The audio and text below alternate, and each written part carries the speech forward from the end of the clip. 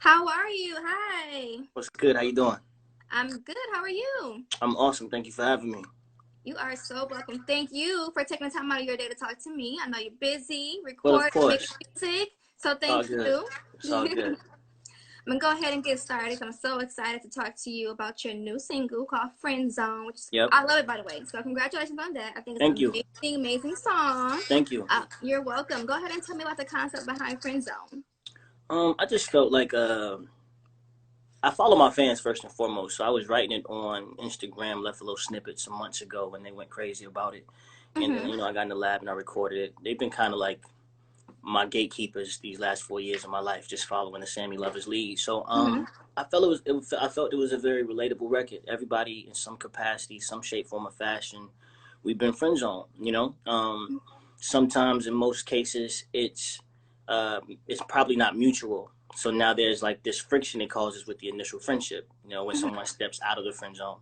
In my case, it's a reality of me and one of my best friends. We've been close for like well over a decade at this point. I have the most love and adoration and admiration for her, and it's reciprocated.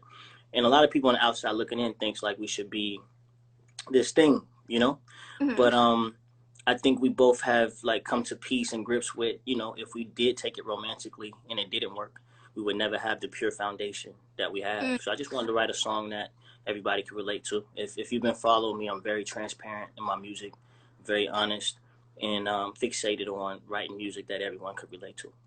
Right. And what do you hope that people take away from listening to your song? I just want them to feel me. Mm-hmm. I've been so blessed to be able to say that I've been professionally known for 21 years now. Since I was 12 years old. I'm 33. That's crazy to even think about. And music has changed drastically from 1999, of course, to 2020, Mm-hmm. and it's become very auto tune driven. It lacks substance. It lacks vulnerability. It lacks honesty. It lacks emotion. So me being raised in the church, I think, and using my gift of song as a tool to touch people, I just want them to feel me. I want Mm-hmm. to immortalize myself by Right. music. Yeah. So Okay. Now, speaking of friend zone, what advice can you give to those out there who may be in that friend zone position, right? So, what advice can you give? um, pray for guidance, for real, for real. Mm-hmm. I'm a spiritual man, so before I make a move, before I talk to a girl, approach a woman, I would say please, please pray for guidance, because understand it's a sensitive line when you have a best friend and you feel these other emotions that you want to let out. It can Mm-hmm. never go back sometimes. So Right. just pray for guidance and try to read the signs. If it's mutual, I say go for it. Right. But it's just the fear of the unknown. You know what I'm saying? So pray Mm-hmm. for guidance before stepping out there. I like that. Now, how would you describe true love? Easy. I think in one word, unconditional. Mm. True Like that. love to me is loving me regardless, in spite of. Um, when you first start talking to somebody, per se, it's that honeymoon phase and it's the newness, and you can stay on the phone for 12 hours and just talk, talk, talk, and learn this person.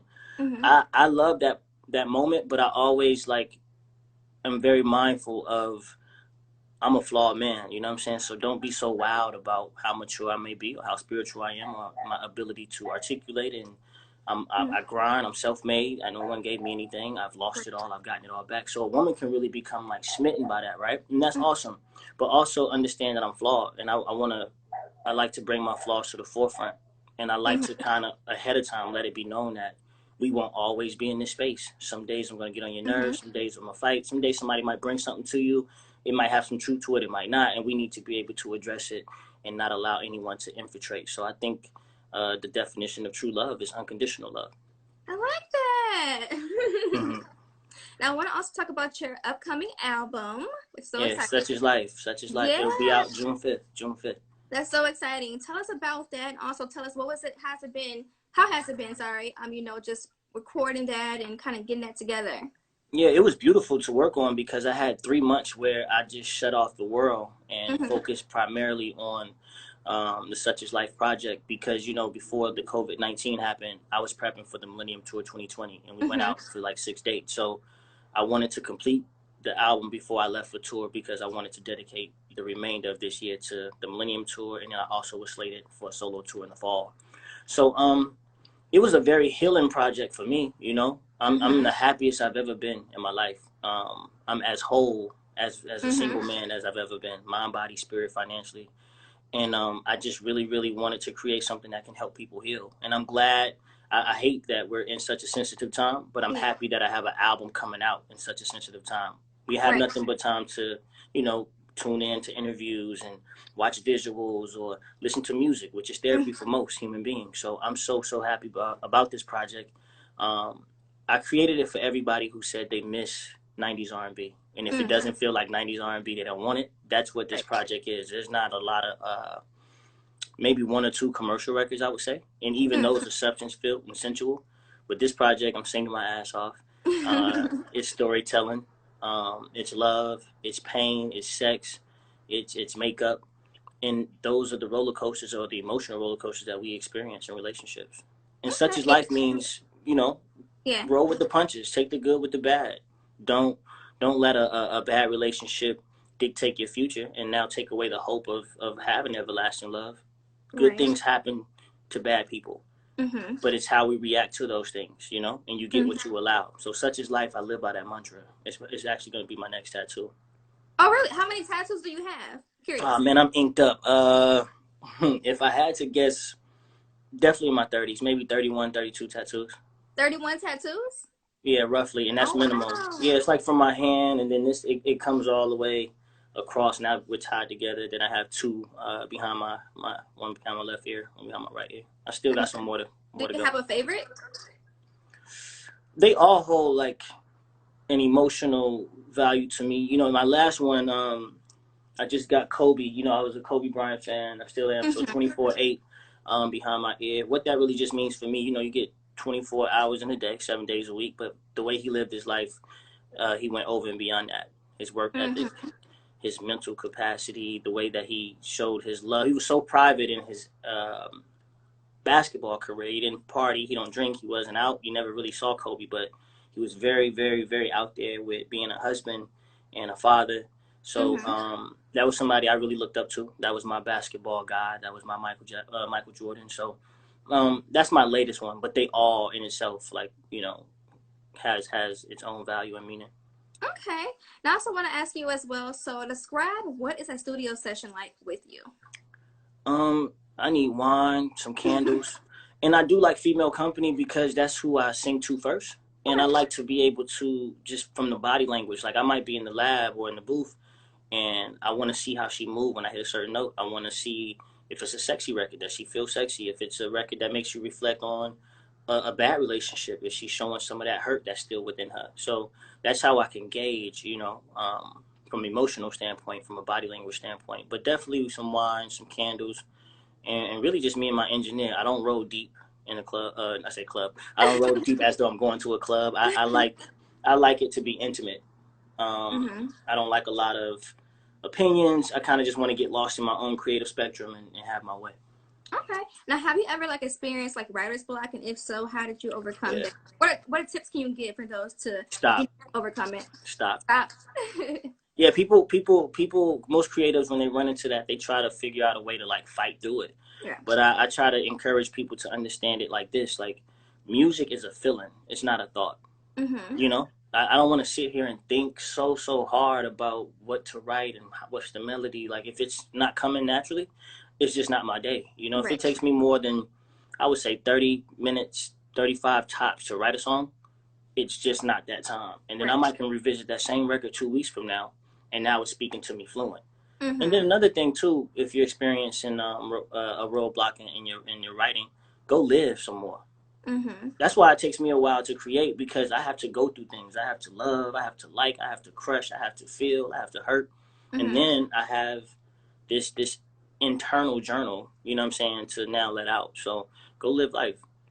I like that. Yeah. Now, I can't help but to notice there's like a portrait in the background. Mhm. Mhm. Is Mhm. that a piano? What is that exactly? It's nice. Yeah, it's a concoction of a whole lot of different it's a piano in there, a violin, a trumpet, a little African drum. Yeah, it's a lot. And then it's right over like my book collection too. I have like an extensive book collection. I'm an avid reader on my downtime, so Oh wow. Okay. you like to read? Any books you should you see right now? I'm about to. I'm gonna show you. This is the book that changed my life, like as a man. This would help me tap into my feminine as a masculine alpha male. The Way of the Superior Man. Oh wow. It's a spiritual guide to mastering the challenges of women, work, and sexual desire. Okay. Yeah, I influence or encourage rather every man to invest in this because it's so challenging. Like it teaches, like naturally, men are fixers. We want to fix something. If Javon, what's up, my brother? If you was having like a bad day, I want to fix it, you know. But sometimes I can't fix it, and sometimes you don't really want me to fix it. Sometimes it's just as simple as me embracing you and giving you a hug and saying, "Well, we don't have to talk about it, but I'm with you." But that's not a natural manly instinct. Men want to get to the root of it. You know what I'm saying? Mm-hmm. Sometimes there is no root. Sometimes it's just the assurance or the reassurance and letting your mate know, hey, we don't have to talk about it.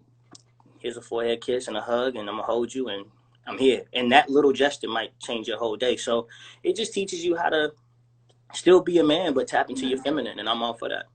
That is awesome. And I also kind of want to shift gears a little bit and talk about the Millennium Tour. And what has that been like for you? How's that experience been like for you?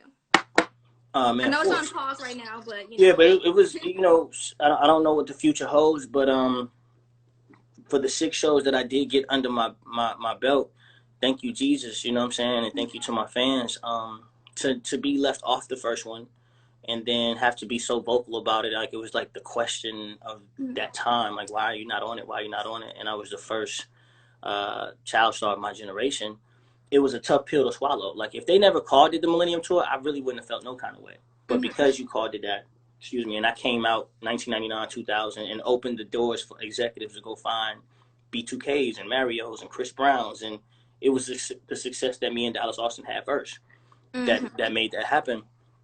But I had the time of my life, to be back in arenas, to watch women who were little girls and had me like on their wall, you know what I'm saying, from the Word Up magazine days and all that. It was like a surreal thing. And I had the time of my life, you know what I'm saying, for that first little run for those 6 dates. And I miss my fans. If anything about this quarantine that I miss most is just interacting with them, the meet and greets, the pictures, listening to women tell me they love me for like 20 years and they wanted a hug and they waited since their childhood for that. I give so much of myself to them because of that. That's a pressure that I never want a Sammie lover to meet me and say I wasn't personable. I didn't look them in their soul. I didn't hug them the right way. You know what I mean? So I got so much love to give. So I miss that, but it was a ball. The staff, shout out to G Squared Events. Everybody embraced me. I'm cool with everybody that's on the tour. So it was just this one big party of love out there. That is amazing. That is so awesome. Now, how do you prep before, getting on the stage? Do you have any must-haves before, getting on the stage, or do you just? Yeah, I mean, it's simple though. It's simple. On my rider, I have gummy bears. I'm addicted to the gold pack of gummy bears. I drink Hendrick's gin. I'm actually out sipping some as we speak. It's a little after 5. Make sure that me and my team pray. We say a prayer every time for the Lord's traveling grace and just blessing all of us as a unit with our gifts that made this moment happen. And then I just go out there. I don't really, a couple push-ups to make sure my chest is good because I'm gonna come out my shirt. But other than that, I really like to chill. Like a lot of people when they watch me before shows, they wonder if I get nervous. I really don't. I just can't wait to hear my name come through those monitors and go rock out for 20,000 people. That's where I'm most comfortable at, actually. I feel awkward off stage. Do you have a favorite city so far you've been to? On the tour? Man, all of them was love. So by default, Indianapolis will always now have a piece of my heart because I brought my birthday in and they surprised me with like a cake. And Lloyd, who's been my brother since I was like 10, he presented it to me. I didn't know what was going on. I got to walk around the whole arena and dap up everybody and all that stuff. And New York City is always a vibe. That's one of my top 3 places to perform. And we did, I think because too it's very surreal when I'm in New York. I started there. Like I got my start doing the Apollo Theater in 1998. So to once upon a time be this unknown artist and get my thing popping there, and now I go back as Sammie and I sell out. It's like a surreal thing. So New York City, Indianapolis. Where else did we get to go? Philadelphia showed me crazy love too. Those are the top 3 out of the 6. But it was all love though. But if I had to pick, those are my three. Okay. Now I'm gonna read a question off. Let's see here. She says she's a fan and she appreciates you. Uh-huh. Considering you are getting into acting, I can't read the rest. It's that cut off, but I assume she's saying, would you play yourself in the film, or who would you want to play you? I don't know what she's trying to say. Yeah, it does cut off. I actually can Yeah. see it popping up too some kind of way. I never seen that feature, by the way. That's new.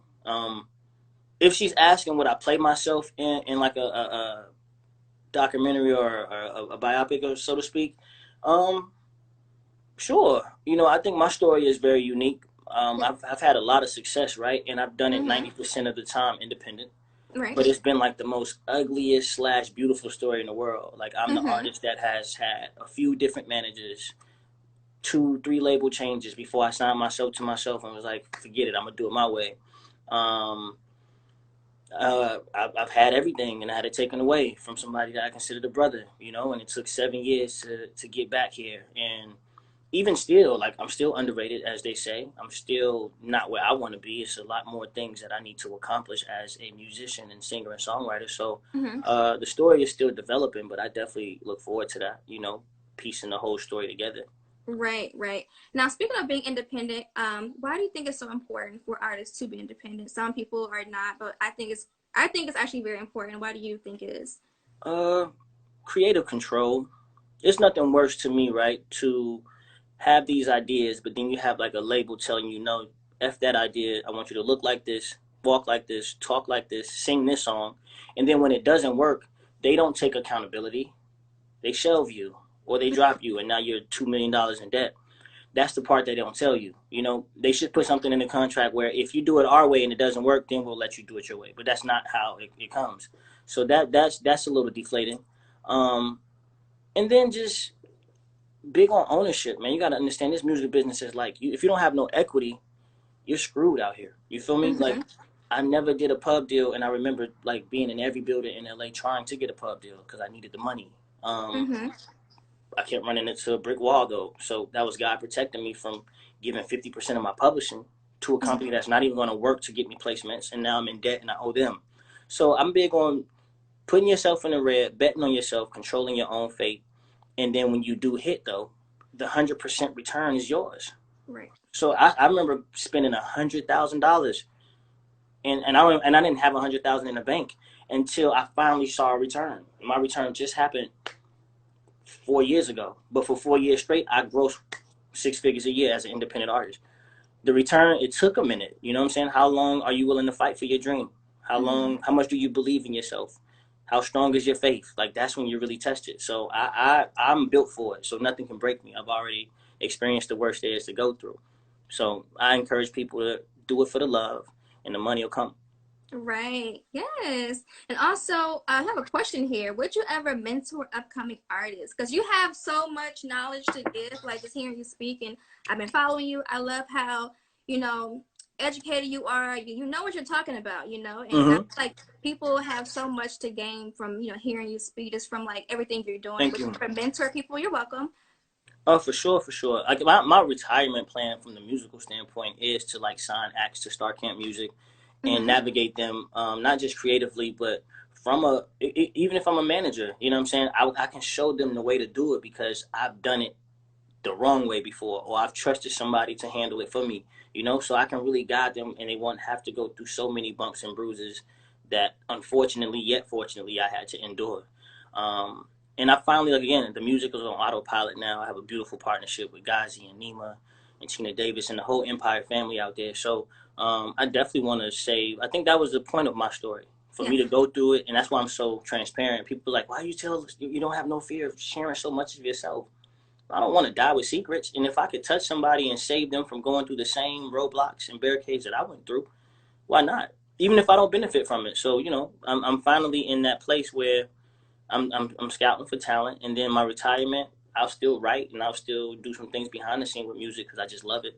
But I want Mm-hmm. somebody else to go out there and be great and be a star and change their lives for themselves and family. So, for sure, mentoring is definitely uh, on my to do list.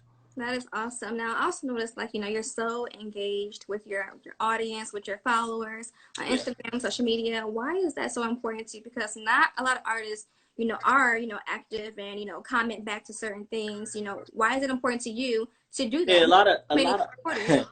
a lot of artists, man. It's so funny to watch the artists that act like they don't see the comments or act like they don't see the people that make them them. That Mm-hmm. bothers me, first and foremost. Like, it's just disrespectful. Every artist that's riding the Bugatti and they living in these hills and all that. If the people didn't stream your music, buy your music, none of that shit is possible. That's first. So I can't reply to everybody. I'm very aware I can't please everybody, but God damn it, you know what I'm saying? If I could talk to somebody for a second or throw a little heart, you know what I'm saying, to let them know I seen them, why not? That don't hurt nothing. And then I'm not your typical celebrity. I hate even referring myself as a like, you can call me that. Me, I'm just an ordinary dude, blessed to do some extraordinary shit. I get to sing and make people feel away, rock out, party with my homies. Like, that's extra credit in this world. I just love God. I love love. I love peace. And while I'm here, I'm gonna give off all the love I got. So it's not even a thought for me. I'm not. I don't look at myself as a celebrity until somebody has a freak out moment, like, oh shit, Sammie's at the gas station. I'm like, oh yeah, I do sing a little bit. You know what I'm saying? But I'm just here to get some gas. So I don't. I'm just a different breed, man. I don't be tripping on none of that stuff.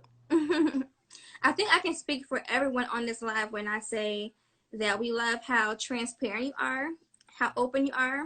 It's very appreciated. So I wanted Thank you. to say that you're very welcome. And you're always so busy, but what do you do on your days off? How do you just unwind and relax?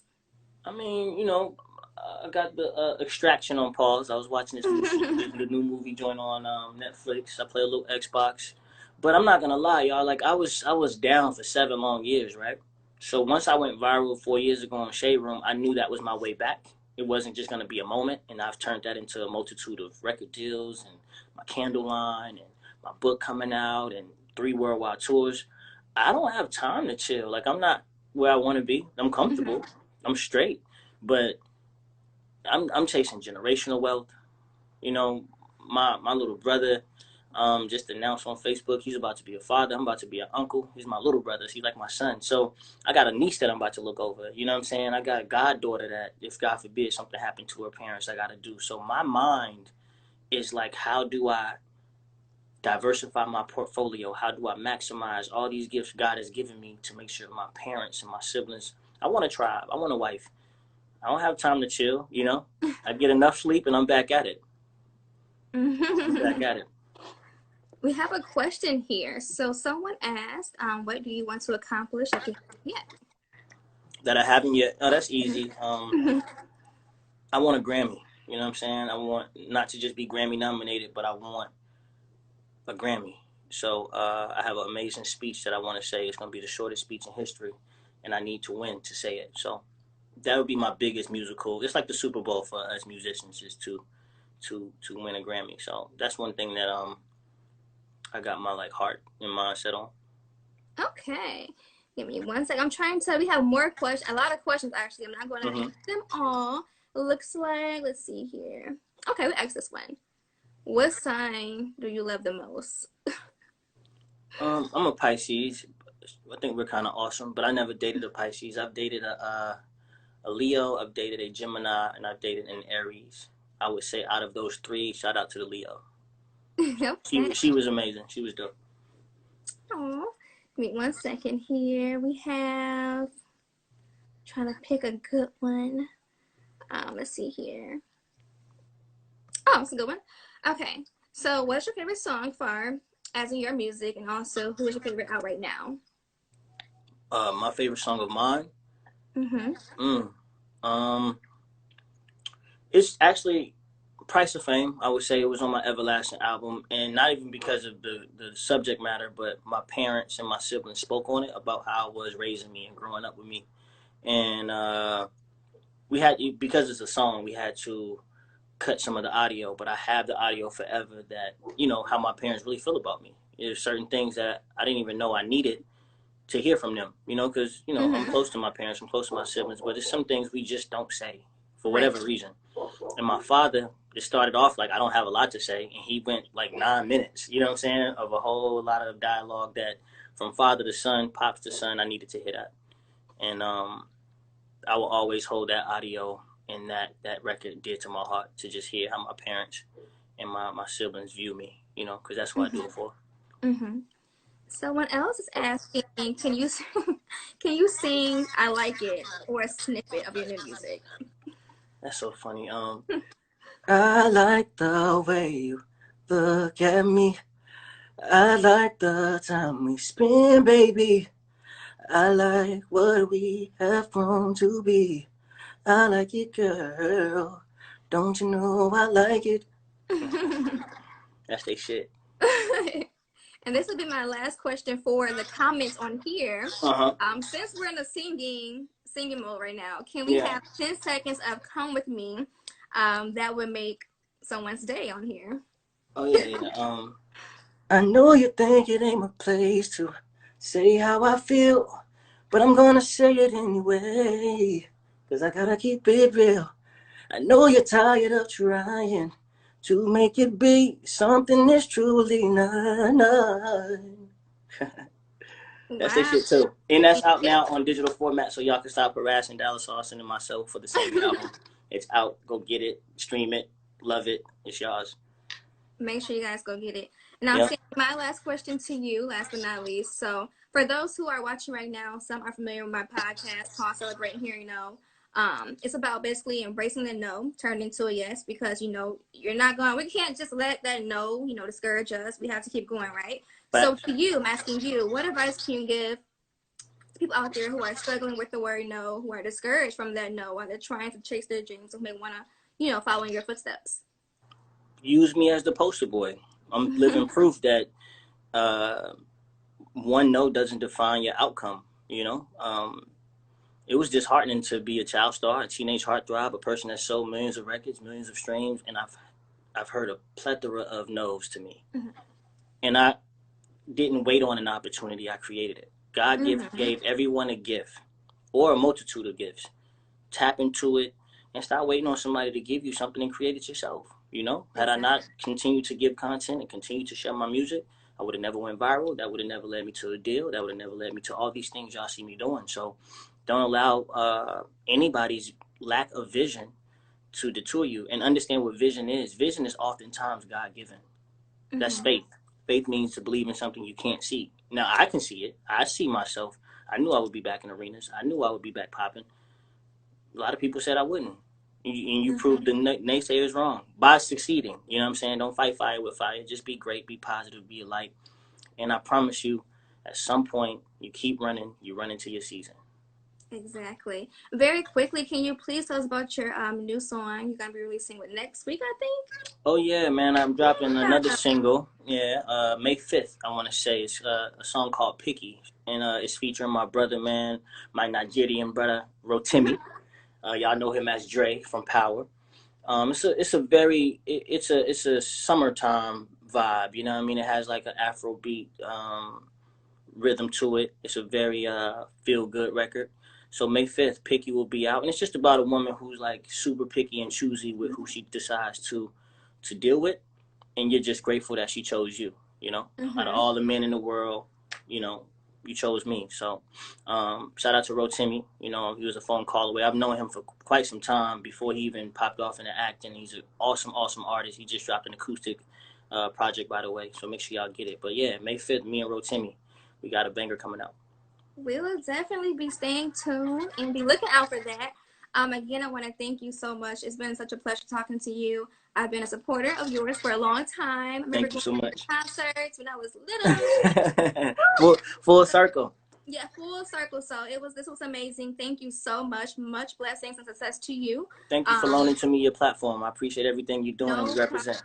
No problem. Thank you all for tuning in. Sammie, you have a good evening, and thank you again. All love, Queen. Love you. I love you too. Love y'all.